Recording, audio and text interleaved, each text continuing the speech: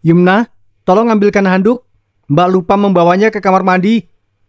Gadis muda berusia 18 tahun yang tengah memasak sontak mengecilkan api kompor.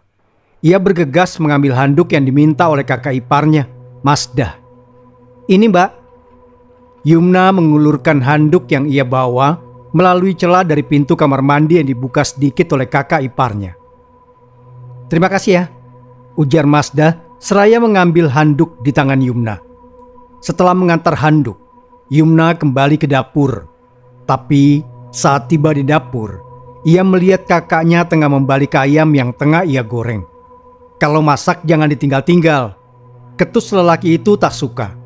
Yumna menghela nafas. Habis mengantar handuk kak, Mbak Masdah lupa bawa handuk lagi, sahut Yumna pendek. Ia memang tak mau memperpanjang urusan dengan kakaknya ini. Yumna dan Yuda memang terlahir dari rahim yang sama. Tapi sifat dan sikap keduanya bertolak belakang. Sampai pernah ada seorang ibu-ibu di majelis tempat Yumna mengaji yang bertanya, "Nduk, kamu sama si Yuda itu saudara kandung atau saudara tiri toh?" "Saudara kandung, Bu."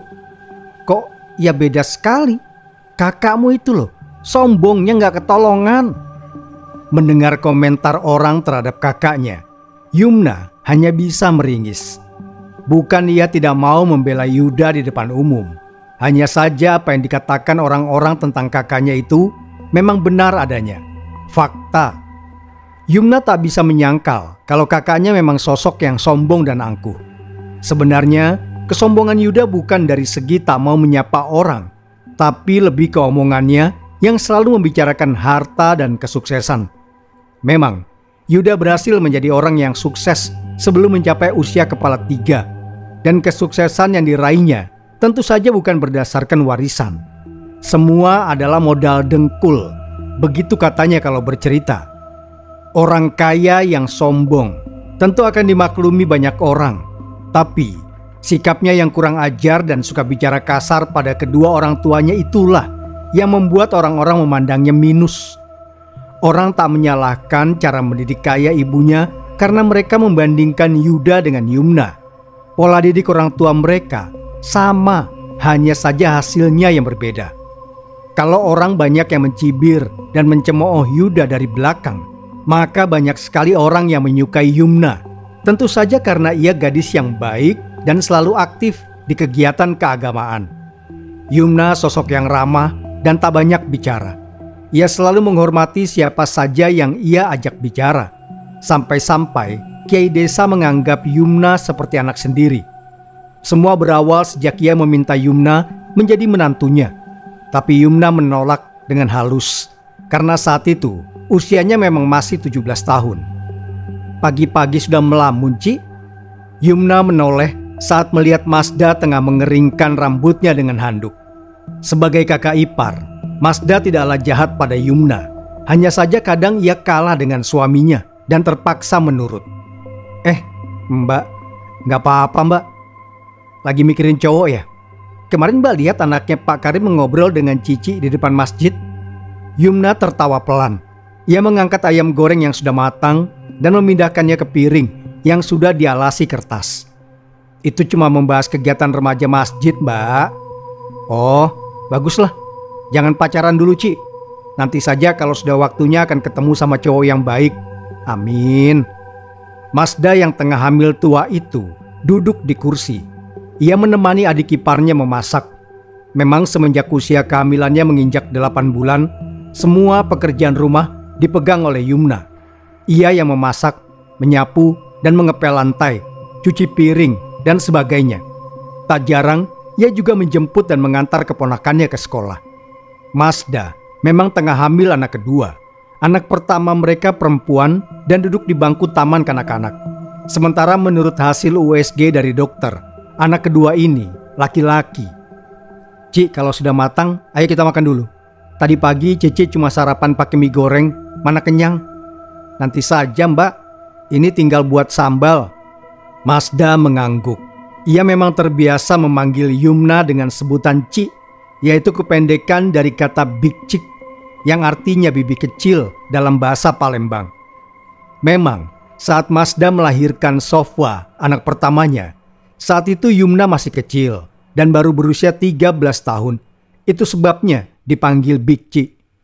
Oleh karena itulah, Mazda bersyukur saat anak keduanya lahir. Yumna sudah besar dan sangat peduli padanya, sehingga dia tidak perlu sendirian lagi seperti dulu saat melahirkan Sofwa. Saat ia melahirkan Sofwa dulu, memang orang tua Yuda tak berlama-lama menjenguk cucunya karena harus bekerja, dan dulu orang tua Yuda tidak tinggal dekat seperti sekarang dengan mereka. Dulu, orang tua Yuda tinggal jauh di kota sebelah. Barulah setelah Yuda sukses, ia membawa serta kedua orang tua dan adiknya ke tempat kini mereka menetap. Sejak mengetahui bahwa Mazda hamil, Ibu Yuda banyak memberikan arahan-arahan yang baik untuk Mazda dan kandungannya. Mazda sendiri dengan senang hati menuruti. Ia merasa diperhatikan saat ini, karena dulu saat ia hamil Sofwa, hubungannya dengan Ibu Yuda memang kurang baik, karena kakak-kakak Mazda selalu menghasutnya untuk membenci mertua. Namun, sekarang Mazda sadar bahwa mertuanya yang dulu tak ia sukai ternyata sangat menyayanginya. Sampai kemudian pada hari itu tepat jam 3 pagi, Mazda merasakan perutnya terasa nyeri. Sebagai seorang wanita yang sudah pernah melahirkan, Mazda tahu kalau itu adalah tanda-tanda bahwa bayi dalam perutnya akan segera keluar dan lahir ke dunia. Mazda segera membangunkan suaminya. Memang kebetulan malam ini Yuda tidak menginap di rumahnya. Itu pula lah yang membuat Mazda harus menahan sakit lebih dulu sebelum suaminya bangun. Ayah, cepatlah bangun dan antar aku ke bidan desa. Kurasa sebentar lagi aku akan melahirkan, ucap Mazda membangunkan suaminya. Sementara Yuda yang baru bangun dan masih asik menguap sedikit terkejut mengetahui istrinya akan melahirkan. Ia segera bangun dari tidurnya dan mempersiapkan segala keperluan yang dibutuhkan. Sial. Kenapa pula Yumna harus pulang sore kemarin? Kalau dia di sini kan aku tidak repot menyiapkan segalanya. Keluh lelaki berusia 33 tahun itu. Sudahlah, aku sedang kesakitan begini, ayah masih sempat-sempatnya menyalahkan Yumna. Mazda menegur suaminya. Sudahlah, apalagi yang perlu dimasukkan ini? Tanya Yuda kebingungan. Baju bayi? Sudah. Handuk, popok, celana, pakaian ganti kamu dan bedong sudah semua. Peralatan mandi yang sudah ibu siapkan di lemari atas ya. Yuda mengikuti instruksi dari istrinya. Ia membuka pintu lemari bagian atas dan menemukan satu tas kain berisi peralatan mandi ibu dan bayi. Sudah, ada lagi? Sudah ya, ayo kita berangkat. Nanti, tunggu sebentar di sini. Aku jemput Yumna dulu, biar dia menjaga Sofwa. Tidak mungkin Sofwa ikut ke klinik jam 3 pagi begini. Kemudian setelah mengatakan itu, Yuda bergegas pergi ke rumah ibunya untuk meminta adiknya agar menemani anak pertama mereka yang tidak mungkin dibawa pergi ke tempat bidan serta menunggu kelahiran adiknya di tempat itu. Apalagi besok hari anak itu harus pergi ke sekolah. Tentu saja hal itu membuat Yuda tidak mengizinkan anaknya untuk ikut pergi ke rumah bidan meskipun jaraknya tidak terlalu jauh dan hanya butuh waktu singkat untuk sampai di sana menggunakan kendaraan roda 4 yang ia miliki.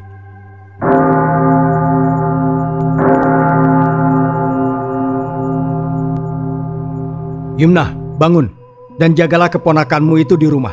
Aku harus mengantar istriku ke klinik karena dia akan segera melahirkan, ucap Yuda. Tanpa merasa malu atau sungkan, pria itu langsung saja masuk ke dalam kamar adiknya yang berada di bagian paling depan rumah kedua orang tuanya. Iya kak, cepatlah Yumna. Mbakmu itu sudah kesakitan sejak tadi. Jangan kamu tunda-tunda lagi. Lambat sekali kamu ini jadi gadis. Yuda yang merasa sudah tidak sabar dengan kelahiran anak lelakinya itu pun membentak sang adik karena dianggap tidak bisa bergerak dengan cepat setelah dia membangunkannya. Ya ampun Yuda, kamu sabar sedikit dong nak. Yumna itu kan baru bangun. Wajar kalau dia masih sedikit lemas seperti itu. Nyawanya belum terkumpul Yuda. Seorang perempuan berumur 50-an yang tidak lain adalah ibu dari Yuda dan Yumna itu datang dan mengusap dadanya melihat kelakuan anak sulungnya. Sudahlah masuk ke dalam rumah langsung menyelonong begitu saja, lalu tidak sabar menunggu. Sifat seperti apa itu? Namun semua yang dikatakan oleh sang ibu itu tidaklah sesuai dengan apa yang diinginkan oleh Yuda. Yuda tidak mau menerima apapun yang dikatakan oleh orang lain, sekalipun dia adalah orang yang telah melahirkan dia ke dunia ini. Bagi Yuda, apa yang dia katakan itu adalah kebenaran yang harus selalu didengarkan. Apa saja yang dia katakan dan dia inginkan, maka semua itu harus dituruti dan dikabulkan dengan sesegera mungkin. Halah, ibu ini terus saja membela Yumna. Pantas saja dia manja. Bagaimana kalau nanti Mazda sampai kenapa-napa karena terlalu lama menunggu anak perempuan ibu ini datang ke rumah dan menjaga anak sulungku? Hah? Sudah kak, ayo kita ke rumah kakak saja sekarang, sahut Yumna memotong perkataan Yuda sebelum pria itu semakin banyak berbicara, yang membuat hati perempuan tua yang sudah melahirkannya itu semakin terluka. Yumna tidak sekuat itu untuk melihat air mata terus-menerus jatuh dari kedua pipi perempuan yang sangat dia cintai itu. Gitu dong dari tadi. Jadi perempuan itu nggak boleh lambat, Yumna. Harus bisa bergerak cepat untuk melakukan segala hal. Kalau lambat begitu nanti suamimu diambil sama orang lain baru tahu rasa. Lagi pula mana ada laki-laki yang mau sama perempuan lambat kayak kamu. Iya kak, sekarang lebih baik kita segera pergi ke rumah kakak ya. Katanya mau cepat-cepat pergi ke klinik. Yumna segera menyahut. Ia jengkel juga dibentak-bentak oleh kakaknya itu. Yuda tampak membulatkan kedua matanya saat mendengar jawaban yang dikatakan oleh Yumna. Menurutnya kalimat yang diucapkan adiknya barusan sudah memotong perkataannya dan itu sangat tidak sopan. Yuda tidak bisa menerima semua itu. Dia berniat menjawab lagi perkataan Yumna sebelum tangan sang adik itu menariknya keluar dari dalam rumah, membiarkan amarah dalam dada sang kakak semakin membara dan siap meledak kapan saja. Yumna sengaja melakukan semua itu. Dia tidak mau ibunya terus melihat pertengkaran kedua anaknya. Melihat anak perempuannya yang selalu diperlakukan seenaknya oleh anak lelakinya. Yumna tahu kalau di dalam hati ibunya, perempuan itu merasa sedih dan gagal mendidik anak laki-lakinya dengan baik, sehingga dia selalu berbuat sesuka hatinya. Yumna, berani sekali kamu berbuat seperti itu padaku, ha? Kamu tahu aku belum selesai berbicara. Yah, ayo cepat antar aku ke klinik. Aku benar-benar sudah tidak sanggup menahannya lebih lama lagi. Yuda terpaksa menahan kekesalan dalam hatinya saat mendengar perkataan Mazda dari dalam rumah, saat mendengar suara suaminya di luar. Rupanya mereka sudah sampai di kediaman Yuda. Dengan berat hati, Yuda pun terpaksa menyudahi acara mengomelnya pada Yumna dan memilih untuk masuk ke dalam, membantu istrinya masuk ke dalam mobil dan kemudian membawa barang-barang istri dan calon anaknya masuk ke mobil. Jangan ceroboh Yumna, jaga ponakanmu baik-baik. Yuda bahkan masih sempat untuk mengomeli Yumna sebelum dia pergi meninggalkan tempat itu. Sementara Yumna sendiri hanya sibuk mengelus dadanya melihat tingkah sang kakak yang sangat jauh dari sikap kakaknya yang dulu. Kenapa sikapnya berubah drastis semenjak dia sudah bisa menghasilkan uang sendiri dan menjadi orang yang sukses di desa ini? Kakak semakin bersikap semena-mena dan sombong. Dia bukan lagi seorang kakak yang dulu aku kenal. Seringkali Yuda justru memperlakukan Yumna layaknya seorang pembantu yang sangat tidak berhak diperlakukan dengan baik. Bahkan dia juga tidak peduli sekalipun perbuatannya itu membuat ibunya seringkali menangis dan mengelus dadanya karena tidak percaya dengan perubahan Yuda yang begitu besar tersebut. Setelah kepergian Yuda, Yumna pun masuk ke dalam rumah kakaknya itu. Rumah yang memang terletak tidak jauh dari rumah kedua orang tuanya karena hanya berjarak 2 rumah saja. Dalam hatinya, Yumna selalu mendoakan Mazda agar persalinannya dilancarkan serta ibu dan anaknya diberikan kesehatan. Dia tidak setega itu untuk mendoakan yang tidak baik untuk 2 orang itu, meskipun perlakuan Yuda terhadapnya sangatlah tidak baik. Namun, Yumna bukan tipe orang yang kacang lupa kulit. Ia ingat semua kebaikan Mazda. Oleh sebab itu dia tahan, meski kakaknya kadang berlaku sangat kasar padanya. Setidaknya ia punya kakak ipar yang baik. Sore harinya, Yuda kembali pulang ke rumah bersama istri dan anak laki-lakinya yang telah terlahir siang tadi dengan normal. Bayi laki-laki yang terlahir dengan berat 3 kg itu terlihat begitu menggemaskan dengan kedua pipinya yang sangat gembul dan bibir warna merah muda yang terlihat begitu lucu. Yuda pun terlihat begitu bahagia dengan kehadiran anak laki-lakinya itu. Bibirnya tak pernah berhenti tersenyum di hadapan semua orang yang berdatangan ke rumah itu untuk menjenguk bayi laki-laki Yuda. Tetapi di balik semua itu, Yumna lah yang paling sibuk di antara semuanya. Yumna yang tak pernah berhenti keluar masuk dapur rumah kakaknya itu untuk mempersiapkan minuman dan beberapa camilan untuk para tamu yang hadir bertamu dan menjenguk bayi laki-laki Yuda itu. Bukan hanya itu, Yumna juga sibuk meladeni anak sulung Yuda, dari mulai mempersiapkan makannya, menyuapinya, dan juga memandikannya.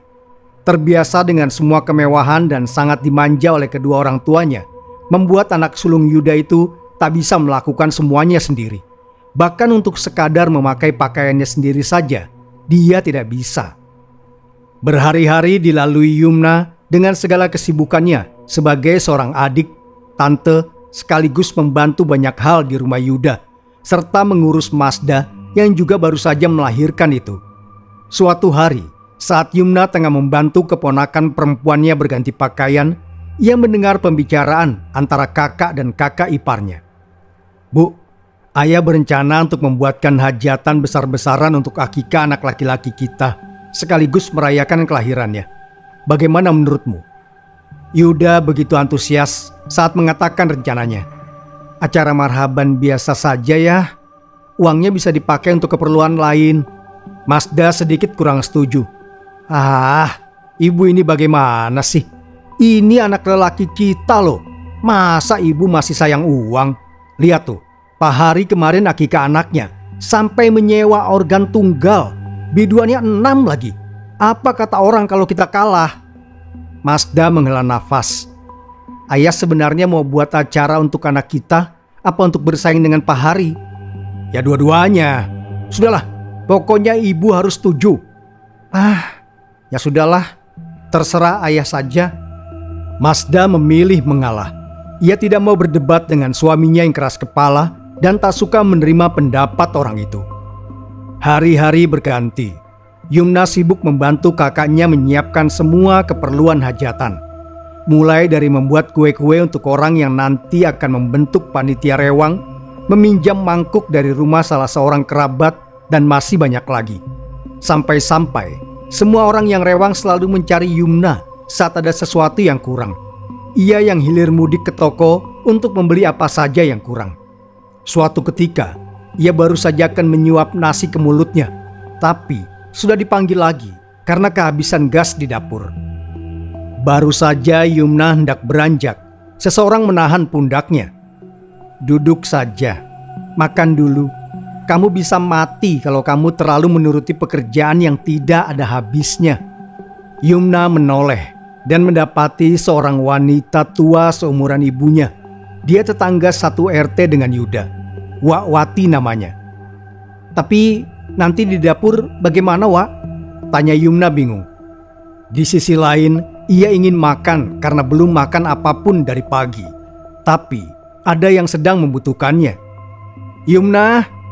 Masih terdengar panggilan dari dapur. Tapi malah Wak Wati yang menyahut.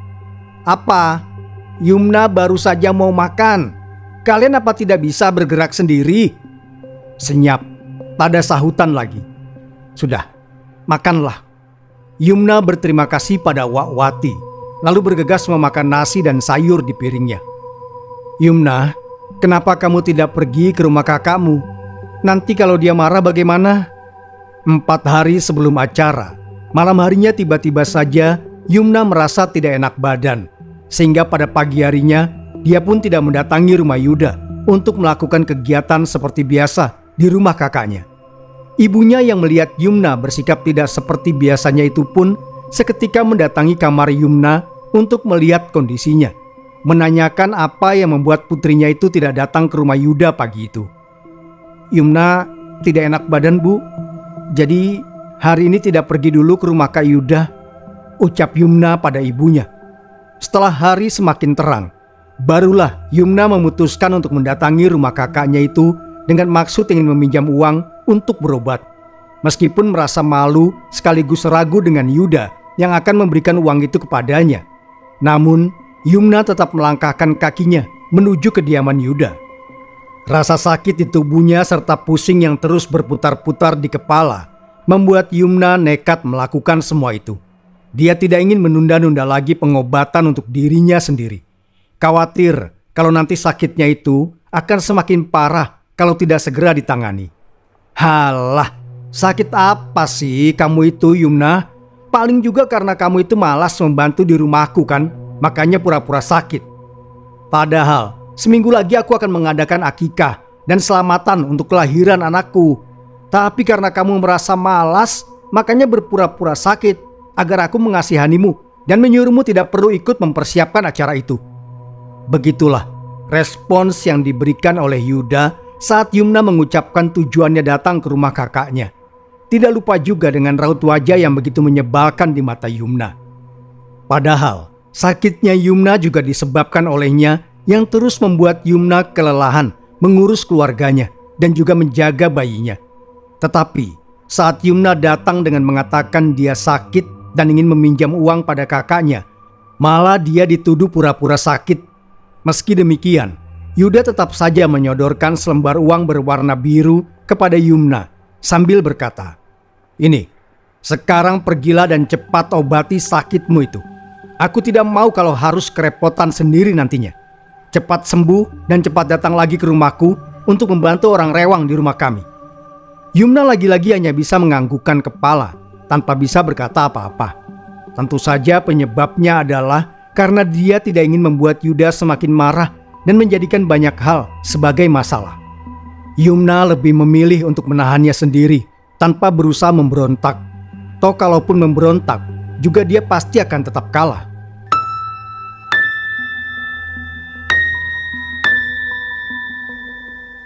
Selesai mendapatkan uang untuk pengobatannya, Yumna langsung berangkat ke klinik terdekat yang ada di sana. Dengan ditemani oleh ayahnya, Yumna melakukan serangkaian pemeriksaan yang dilakukan oleh salah satu dokter yang memang mendapatkan jadwal praktik di sana. Siapa sangka uang yang diberikan oleh Yuda itu ternyata habis untuk biaya pengobatan itu. Padahal awalnya Yumna berharap ada sedikit sisa dari uang tersebut untuk membeli jeruk karena mulutnya pahit. Namun setelahnya Yumna merasa bersyukur sebab uang yang dibawanya masih cukup untuk membayar biaya periksa dan juga obat yang harus dikonsumsi olehnya. Lebih baik sekarang kamu cepat beristirahat agar tubuhmu semakin membaik dan tenagamu juga kembali fit untuk melakukan kegiatan seperti biasa esok hari, ucap Ibu Yumna. Bukan tanpa sebab dia mengatakan semua itu. Namun perempuan tua yang semula ada di hadapan Yumna itu tahu kalau anak sulungnya pasti akan melakukan apa saja yang diinginkan olehnya, termasuk memaksa Yumna untuk bekerja, sekalipun kondisi tubuhnya belum benar-benar sehat. Dia tidak bisa melihat putrinya yang begitu menderita dan tertekan tinggal bersama dengan Yuda. Namun dia pun tidak bisa membantah atau menolak perkataan Yuda, sebab semua itu sangat berdampak buruk pada Yumna. Baiklah Bu, kalau begitu Yumna masuk dulu ke dalam kamar dan istirahat. Di mana Yumna Bu? Kenapa dia tidak ke rumahku lagi? Apa dia masih berpura-pura sakit dan tidak mau datang ke rumahku lagi? Kamu ini bicara apa sih Yuda? Adikmu itu memang benar-benar sedang sakit saat ini. Kalau kamu tidak percaya, lihat saja di dalam kamarnya. Ibu kakak beradik itu kembali dibuat mengelus dada dengan sikap Yuda. Benar-benar angkuh dan memandang remeh terhadap keluarganya sendiri. Lalu setelahnya dia pergi meninggalkan Yuda yang hendak berjalan memasuki kamar Yumna. "Yumna!" Yumna menoleh menatap wajah Yuda yang tiba-tiba hadir di ambang pintu kamarnya. Awalnya Yumna merasa senang dengan kehadiran Yuda itu. Berpikir pada akhirnya Yuda peduli terhadapnya dan hendak menengok keadaannya. Namun ternyata Yumna salah. Kedatangan Yuda ke sana bukan untuk menengoknya sesuai dengan apa yang dia bayangkan, tetapi hanya sekadar untuk menanyakan tentang sisa uang 50.000 yang diberikannya. Dengan menahan sakit hati yang begitu hebat, Yumna pun mengatakan pada Yuda kalau uang yang diberikannya tadi hanya cukup untuk berobat dan tidak memiliki sisa. Yuda kembali pulang ke rumahnya tanpa berbicara apapun. Keesokan harinya, Yumna yang merasa sudah sehat kembali melakukan aktivitasnya seperti biasa di rumah kakaknya. Yumna dengan begitu telaten mencuci, menjemur, juga menyetrika pakaian yang kemarin dibiarkan begitu saja saat dia tidak ada di rumah Yuda. Maaf Mas Yuda, sebenarnya saya tidak enak untuk melakukan ini, tapi saya sudah tidak tahu kemana lagi harus mencari pinjaman selain ke Mas Yuda. Tidak apa-apa Pak, kalau saya memang ada, pasti akan saya pinjamkan yang itu sama Bapak. Terima kasih nak. Iya Pak, sama-sama. Yumna yang saat itu sedang menjemur pakaian di depan rumah tentu saja melihat saat seorang pria parubaya datang ke rumah kakaknya dan mendengarkan tujuannya datang ke sana untuk meminjam uang. Saat itulah Yumna juga melihat kakaknya yang dengan mudah memberikan selembar uang berwarna merah untuk bapak itu. Ingatannya kembali terlempar kepada saat dirinya yang meminta uang kemarin untuk berobat. Bukannya langsung memberikan uang tanpa banyak bertanya, tapi Yuda malah menuduhnya pura-pura sakit. Yumna tidak ingin mempermasalahkan semua itu. Ia menganggap bahwa saat itu situasi hati Yuda sedang tidak baik-baik saja, sehingga dia melakukan hal itu pada dirinya.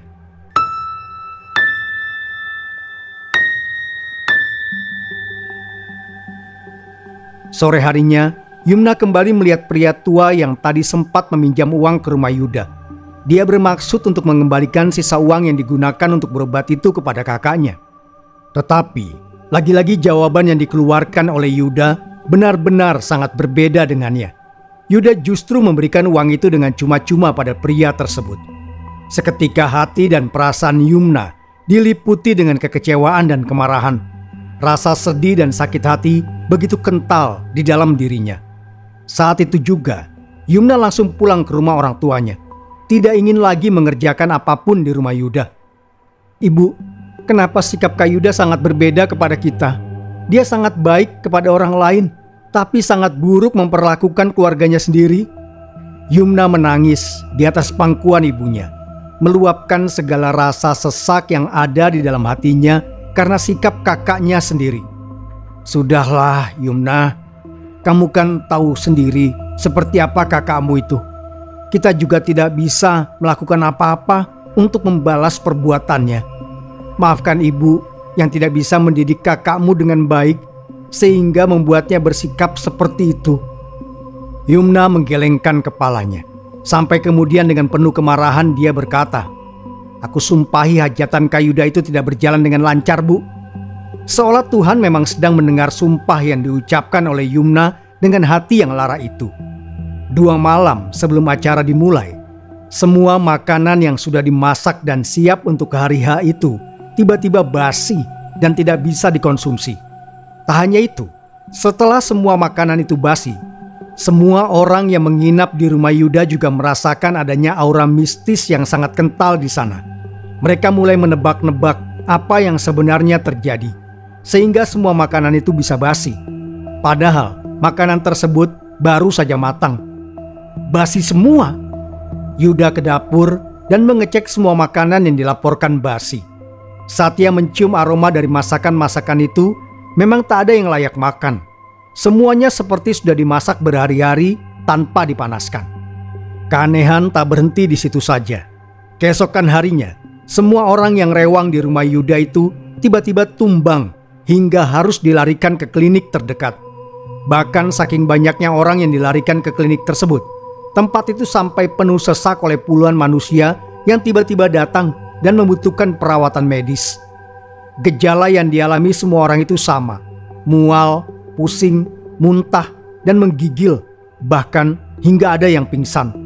Semua gejala yang dialami oleh orang-orang itu sama persis seperti apa yang dirasakan Yumna saat ia meminjam uang kakaknya untuk berobat.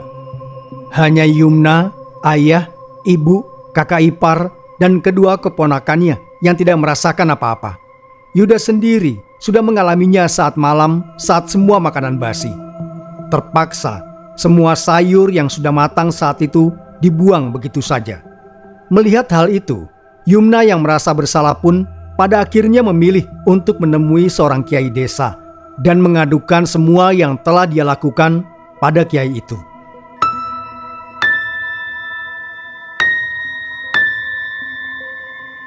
Pak De, entah kenapa Yumna merasa kalau semua yang terjadi pada Kak Yuda itu juga karena sumpah yang telah diucapkan oleh Yumna deh. Kiai desa yang sudah menganggap Yumna sebagai anaknya sendiri itu pun dengan tenang menyunggingkan senyuman manis di wajahnya. Tidak apa-apa Yumna. Memang orang seperti Yuda itu perlu sesekali diberi pelajaran. Selain dia sudah zolim terhadap kamu dan kedua orang tua kalian, Yuda juga sudah serampangan melakukan hajatan seperti itu. Maksudnya Pak De? Yumna mengernyitkan dahinya, menatap wajah Pak Kiai yang baru saja menjawab perkataannya. Tidak mengerti dengan maksud ucapan laki-laki sepuh itu. Seharusnya kakakmu melakukan kenduri terlebih dahulu untuk mengirim doa kepada yang sudah tiada.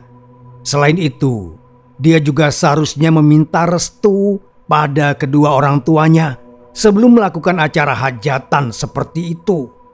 Ada satu hal lagi yang membuat semua kesialan itu menimpa Yuda, Yumna.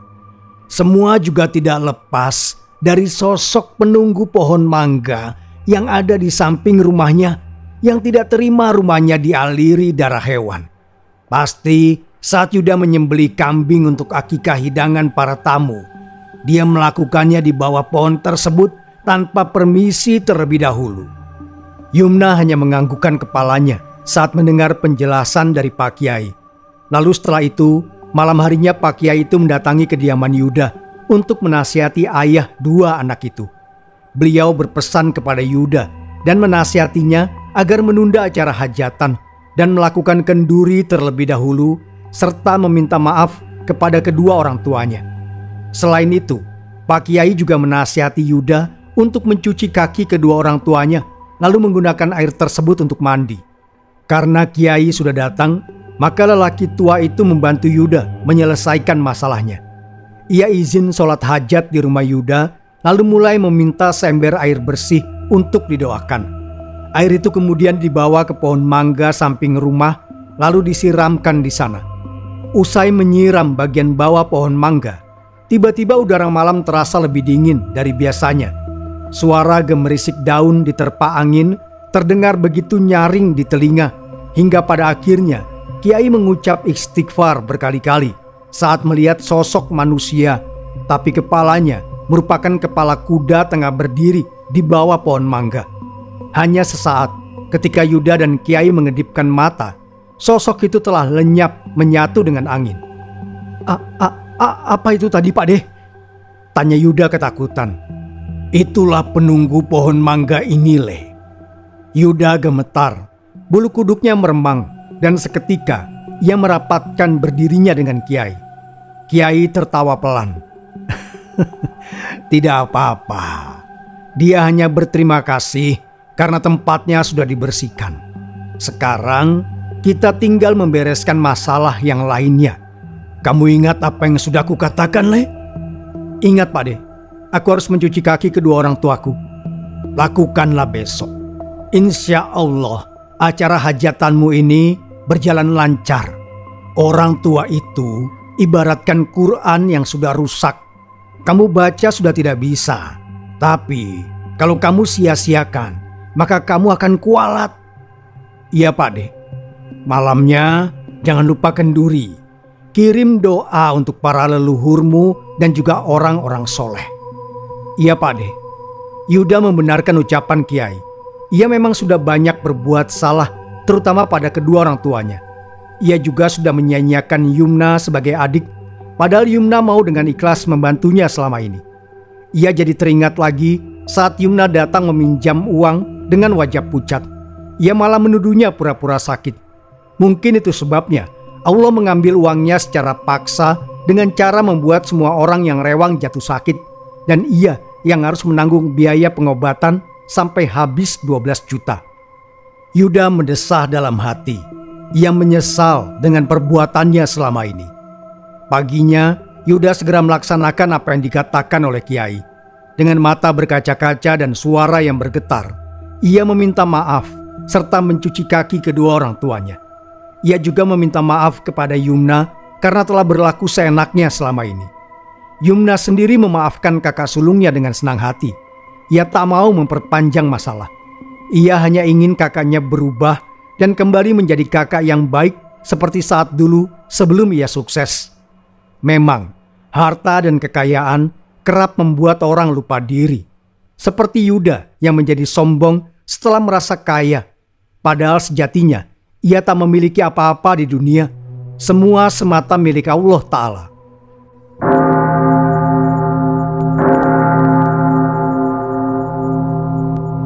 Terima kasih sudah mendengarkan. Wassalamualaikum warahmatullahi wabarakatuh. Sampai berjumpa kembali. Sapunyere pegat simpai, paturai patepang deui.